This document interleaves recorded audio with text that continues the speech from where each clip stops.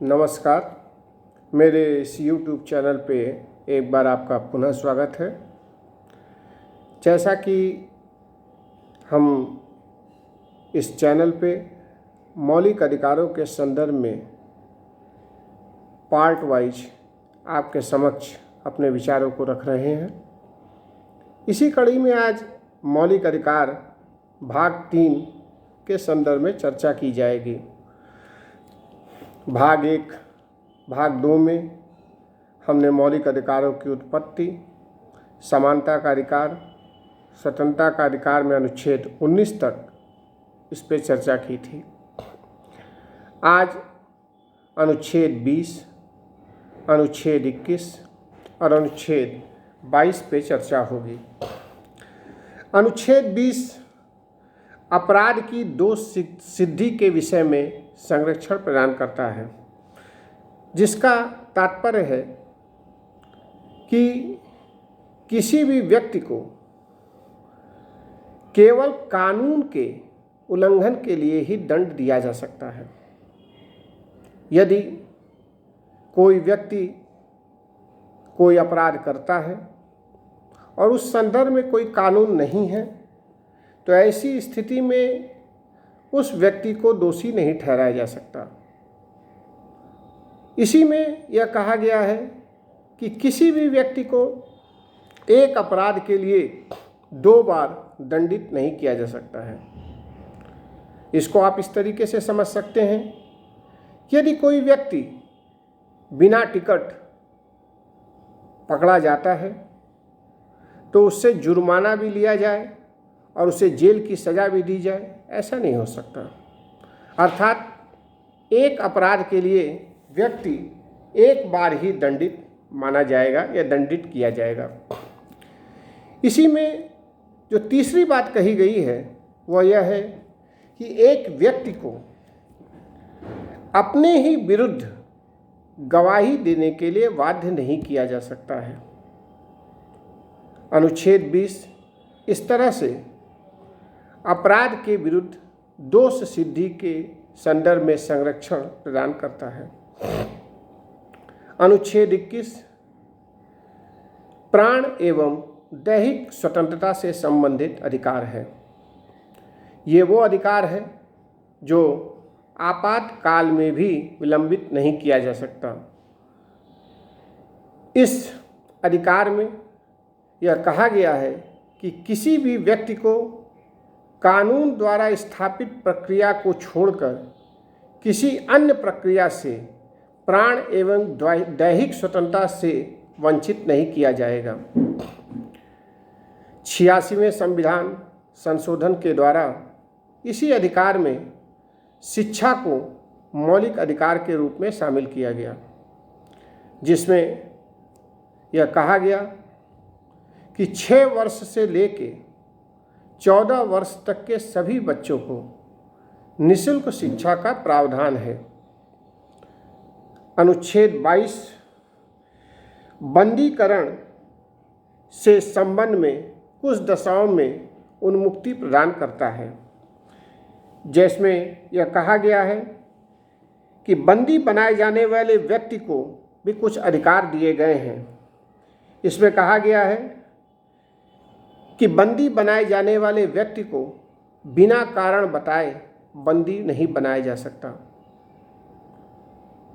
साथ ही बंदी बनाए गए व्यक्ति को अपने वकील से परामर्श करने का अधिकार है। इसमें यह भी कहा गया है कि बंदी बनाए गए व्यक्ति को 24 घंटे के अंदर अपने निकटतम न्यायालय में उपस्थित करना होगा, जिसमें यात्रा में लगने वाला समय सम्मिलित नहीं है। ये अधिकार 2 लोगों को प्राप्त नहीं है। पहला शत्रु देश के नागरिकों को और दूसरा जो व्यक्ति निवारक निरोध अधिनियम के तहत बंदी बनाए गए हैं, उन्हें यह अधिकार प्रदान नहीं किया गया। अब यहाँ हम कुछ चर्चा निवारक निरोध अधिनियम के संदर्भ में कर सकते हैं। अनुच्छेद 22 के खंड 4 में निवारक निरोध अधिनियम के संदर्भ में चर्चा की गई है और इस अधिनियम का उद्देश्य यह है कि अपराध होने से पहले अपराध को रोका जाए।